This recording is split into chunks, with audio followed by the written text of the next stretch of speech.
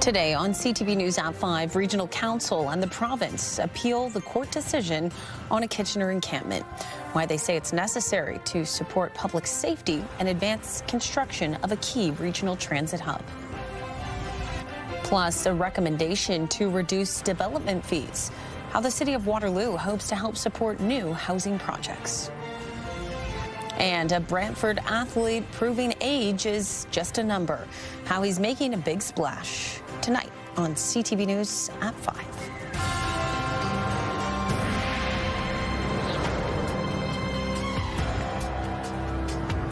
Good afternoon and thanks for joining us. The region of Waterloo is partnering with the province to appeal a Superior Court ruling on a Kitchener encampment. Last month, a judge ruled the region couldn't remove people living at 100 Victoria Street unless it offered an alternative site or created a tenting protocol. Let's go to CTV's Alexandra Hollick now with reaction to the region's decision. Alexandra. Leanne, advocates and some councillors I spoke with today say they're disappointed in the region's decision to appeal the ruling, saying there are better ways to allocate that time and money. This morning's special council meeting started off with dozens of delegates taking the podium to ask the region to accept Superior Court Justice Michael Gibson's May 2026 ruling, many offering alternative solutions and arguing in favor of a safe tenting protocol, saying it's the bare minimum the region can do to allow the current encampment site to be used as a staging ground for the Kitchener Central Transit Hub. But instead, Regional Council decided to go a different route. Staff will continue to try to find places for them to live. Our staff are a very dedicated, caring group of people. And the council is too. I mean, we differ on how we think this should be handled, but there isn't a single person there that doesn't care about the homeless. At 6, we'll hear from legal advocates on what's next for encampment residents and from Ontario's housing minister on the decision to join the appeal. Leanne. Okay, Alexandra, thanks for that. CTV's Alexandra Hollick joining us live with our top story today. Waterloo Regional Police have charged 4 people in what they describe as a sophisticated fraud scheme with losses totaling $48 million. Investigators say the individuals were all executives at Waterloo-based Trigger Wholesale, a firearms distributor that claimed to supply large Canadian retailers, government, and law enforcement agencies. Police allege the executives fabricated business and sales to increase funding from their lender, Claraflow Commercial Finance Corp., with the money used for luxury personal purchases. Investigators determined that the suspect company submitted more than 19,000 fraudulent invoices for goods allegedly sold to major retailers. That forged documents were used to create the appearance of legitimate business activity to secure funding. The 4 accused are scheduled to appear in court in August. Coming up at 6, CTV's Krista Simpson will have more on what police say they uncovered in this extensive investigation. And we'll take our first check on the forecast this hour. Ashley is away this week, so I'll be here with you with the weather forecast as well. And you can see we're watching that system that is starting to move through. This is going to be a potentially record-breaking low-pressure system rapidly moving across the Great Lakes. So with it bringing heavier amounts of rainfall at times, not a complete washout, but it will come in bouts. Currently, right now, we are sitting at 17 degrees in Waterloo region. Wind very light out of the west. Just at 11 kilometers an hour right now. Temperatures around Waterloo region look very similar to 21 in London, a little bit warmer to the extreme southwest. It's 24 degrees in Windsor and a little bit cooler to the north, just 14 degrees this hour in the Barrie area. And we'll take a live look outside from our tower camera over uptown Waterloo. As you can see, a little bit of cloud cover, but the sun trying to shine back out there this hour. We did see the cloud cover looking a little bit ominous out there earlier this afternoon. We'll have the full forecast and more news coming up. But first, here's what you need to know. The Rotary Club of Cambridge is holding an event at Tapestry Hall to raise awareness of human trafficking in hopes of uniting the community to put an end to it. It's happening tomorrow from 7 till 10 p.m. The event is free to attend. Stay with us.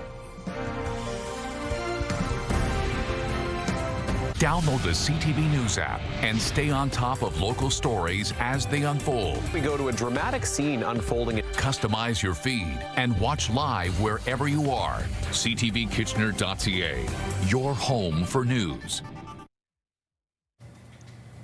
It's a new move meant to encourage home building in Waterloo. City councils agreed in principle to drop residential development fees by 30%, but it'll only happen if the city secures provincial and federal money meant to create room for lower fees by covering infrastructure projects for new homes. In this case, up to $14.7 million to cover up to 90% of some major work on Conservation Drive and Herbsville Road, meant to serve up to 2,800 new homes. Council was cautioned, though, even if the money comes through, there's no guarantee that reduced development fees will result in more building. It's very difficult for us to say that this will for sure lead to the outcomes that the program is aiming to, which is more housing faster. We're kind of just being asked to approve this based on vibes, feels bad. Rising development fees have been a major thorn for developers, but have also become political, with the Premier encouraging local leaders to do more to cut them. The province is announcing a new renovation program to help long-term care homes upgrade or repurpose existing buildings. The Minister of Long-Term Care and Francophone Affairs made that announcement at a long-term care home in Cambridge today.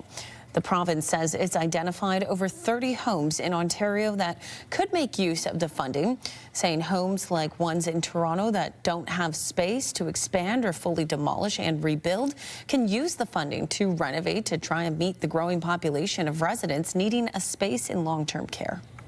So what we want to do is, where possible, we want to salvage the existing structures and do a renovation to bring our homes up to a standard. Right now we have Class C, Class D, Class B, and Class A homes. So those that are from the other three classes, we want to bring them up to Class A and extend their lifespan by another 15 years. The ministry says it will fund 85% of eligible renovation costs based on a 15-year license term, offering a maximum of $185,300 per bed for renovations in southern Ontario. New data shows opioid-related deaths are down across the country, but there is concern the trend may not last long. In Ontario, the province has been shutting down supervised consumption sites, including closing the last two remaining in Ottawa over the weekend. CTV's Leah LaRocque reports. For many like Mark, supervised consumption sites can make all the difference. It's a very, very good thing. I mean, it's like having an angel watch over your shoulder. Now, devil's knocking on the door. Over the weekend, the last two sites in the city shut their doors for good, and anxiety is growing. It's a darn shame, and there's going to be a lot more ambulances running around. The Ottawa Mission says they would see about 3 overdoses a week, but are now preparing for that number to go up. It's really unfortunate that we have to remain so vigilant, but we want our clients to survive. The Ottawa Mission says more staff, not just those on the front line, are receiving specialized naloxone training to help reverse the effects of an overdose. I have seen people overdose here in the past. It's usually been frontline staff who's revived them, but now with the increased possibility of overdoses, I feel more confident that I can respond appropriately. The province now investing $560 million in 29 homeless and addiction recovery treatment hubs across Ontario, replacing what they call the failed approach of drug injection sites. Now everybody's going everywhere in different places. They're sitting in the corner, they can do it. And it doesn't matter if they pass out, if they overdose, who knows.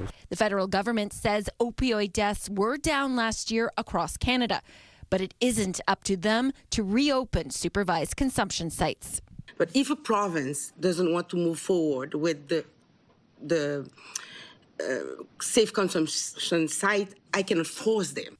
Even Canada's top public health officer says it's hard to predict what could happen. Supervised consumption remains one important tool, along with prevention, along with naloxone distribution and other harm reduction, along with treatment. And I want to see all of those remaining available to people who require services. Leah LaRocque, CTV News. Father's Day is fast approaching. Still ahead on CTV News at 5. In this week's Get Growing, we get some great gift ideas for Dad. That's coming up next. And here's what you need to know. Get set for a 3-day celebration of music, movement, and community in the heart of Waterloo. The very first Waterloo Salsa Bachata Festival is happening from June 18th to 20th, comprised of 2 full days of workshops and shows. When you see it happen, send it to CTV News. Text 10400.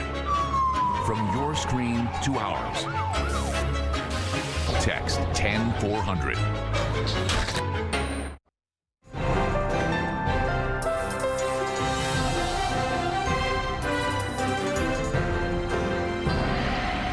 Well, as we take a look at the forecast, we certainly started off the day with some sunshine, but things quickly took a turn as we got into the afternoon hours. We did see a severe thunderstorm warning in place for Waterloo region a little bit earlier in the afternoon, but Environment Canada lifted that around 3 o'clock. However, we're not quite out of the woods just yet. Let's take a live look outside and see how things are looking. Again, ominous cloud cover out there. Right now, we're looking at the Cowan Soccer Park in air tonight, and it does look like we're still going to see some rainfall there in the area of air tonight. Not sure if it's quite the night for soccer, but hey, we'll see. Not a complete washout is in store. Let's take a look at how that futurecast is looking and how things are going to play out over the next 48 hours or so. We are watching for a potentially record-breaking low-pressure system that is set to move pretty rapidly across the Great Lakes, with it bringing heavy pockets of rain at times, as well as embedded thunder showers and the potential even for some hail. I know some communities saw that a little bit earlier this afternoon too. So that could be what's in store over the next couple of days, especially Wednesday night into Thursday morning. Looking at about 20 to 40 millimeters of rain for many communities right across southwestern Ontario. Temperature-wise, here's how things look across Canada today. 26 degrees in Vancouver, 25 in Calgary, 22 in Regina, and 17 in Winnipeg. A little bit closer to home, 20 degrees in Toronto, as well as through the Sudbury area.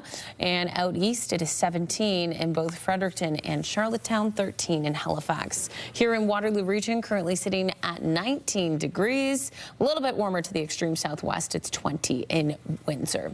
And we did get up to a daytime high of 22 degrees. That came around 2 o'clock this afternoon, just slightly below seasonal, but not too much. Our low also just sitting slightly below what we're used to seeing for this time of year. 10 degrees was our overnight low. Tonight, we will reach an overnight low of 13 degrees. That risk of precipitation continues through the overnight hours into tomorrow, too. We do have the chance to see a thunder shower as well into the overnight hours and through the day and afternoon on Wednesday. Temperatures warming up to 21 degrees tomorrow. And here's a look at how the back half of the week looks and an early look at the weekend forecast. The chance of rain continues through Thursday and Friday, but we will see some sunshine as well and not a complete washout. Of course, Sunday, the first official day of summer, 21 degrees for the daytime high with a mix of sun and cloud.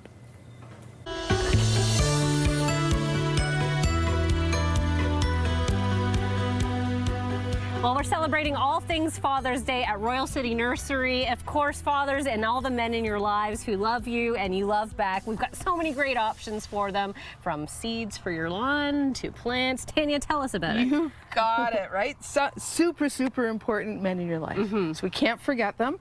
So certainly we have some of the more traditional things. Yes. And I know my dad and even my grandfather loved his tools. Of course. Right? So for Dad and my grandfather, that was a pair of secateurs or a pair of pruners.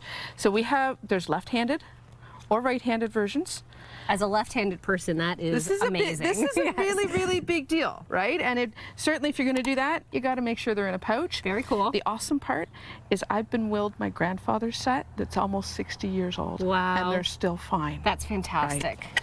So we can do the secateurs, we can do a pruning saw, again, really, really good quality. We've got some watering wands here. Yes. Because hand watering, especially if you're doing containers, we just want to make sure we're getting the water into the right spot, so we're being effective. And then for tools. Of course. This spade was actually one of my dad's absolute favorite spades. A little bit heavier than a traditional shovel, but that's the part that gives you the oomph when you're driving it in the ground. Of course, and it really makes the work easy work. Absolutely, yes. Absolutely. And everything's forged steel. So his piece, he sharpened every 2-3 years. He had it for 20 years. Oh my goodness. Now, I don't know about your dad, but my dad likes a very nice lawn. Absolutely. And I know a lot of my friends' families are the same. Exactly the same thing. So I've just got a couple bags of grass seed out here. So whether it's the sun-loving blend, the hardy lawn, or the shade-loving blend, either one works. And don't forget that bag of fertilizer too. Of course. Why is it important to use both? We need to make sure that, one, you've got really good root structure.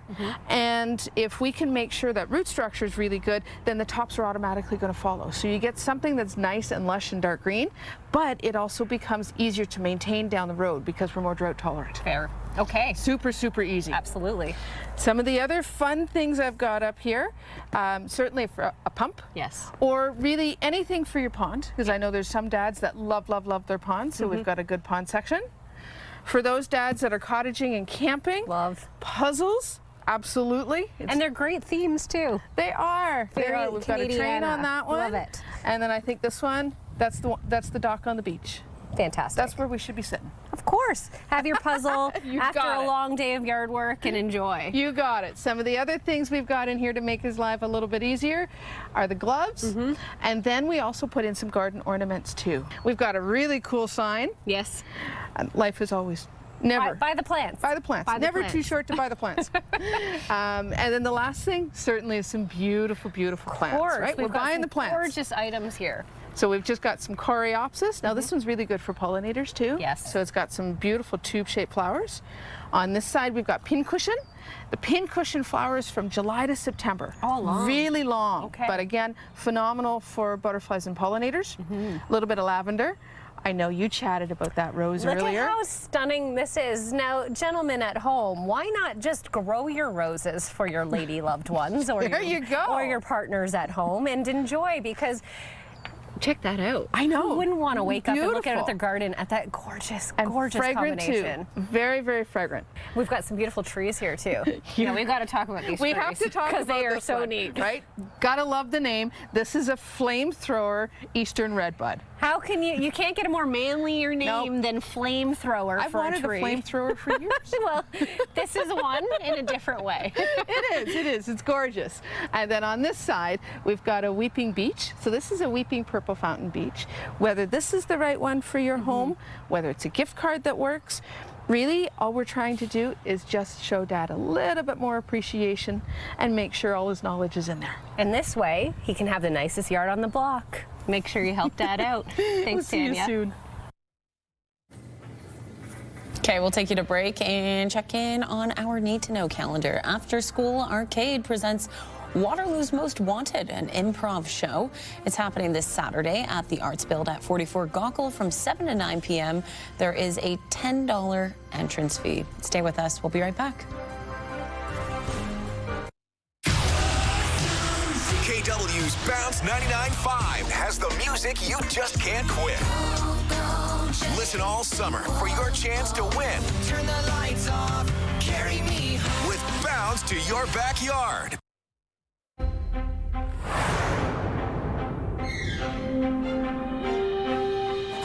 Here's a look at the final 5 stories we are following today. A new survey finds many single Canadians are feeling the impact of higher food prices. The Interact survey found single Canadians spend roughly $102 a week on groceries. Meanwhile, couples who live together pay about $80 per person per week.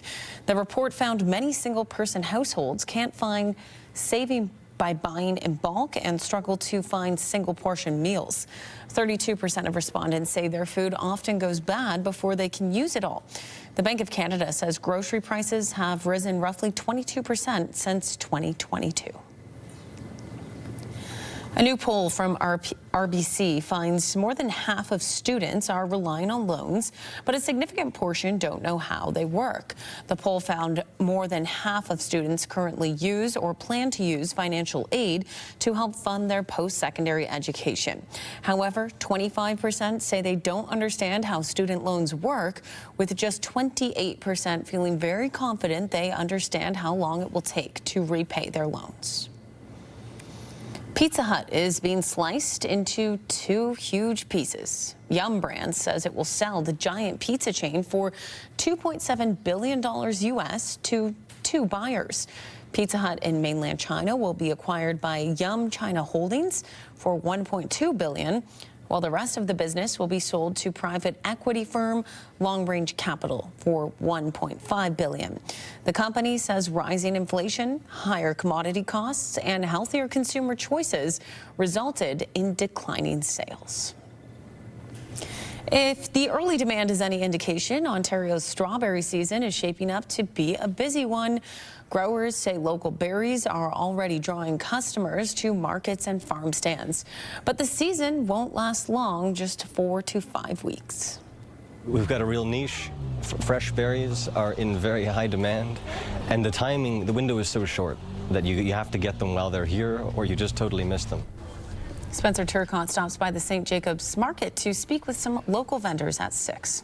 And finally for us, at 95 years old, a Brantford swimmer is proving age is no barrier to competition. John Monet recently competed at the Canadian Masters Swimming Championships, entering the 95 to 99 age category and walking away with 4 gold medals. The 95-year-old is now setting his sights on World Championships, which take place next summer in Budapest. Other people think more of it than I do myself. It's just something I do. It's something I like to do. And I also think it helps with longevity. He's an inspiration to everyone that meets him and sees him in the pool. And anything I can do to help him do well in Budapest in 2027, I'll certainly be doing. Monet trains up to 4 times a week, Stell rides on long distances on a recumbent trike, and says the key to longevity is staying active both physically and mentally. Wow, amazing stuff, very inspiring. We'll leave it there. Have a good night.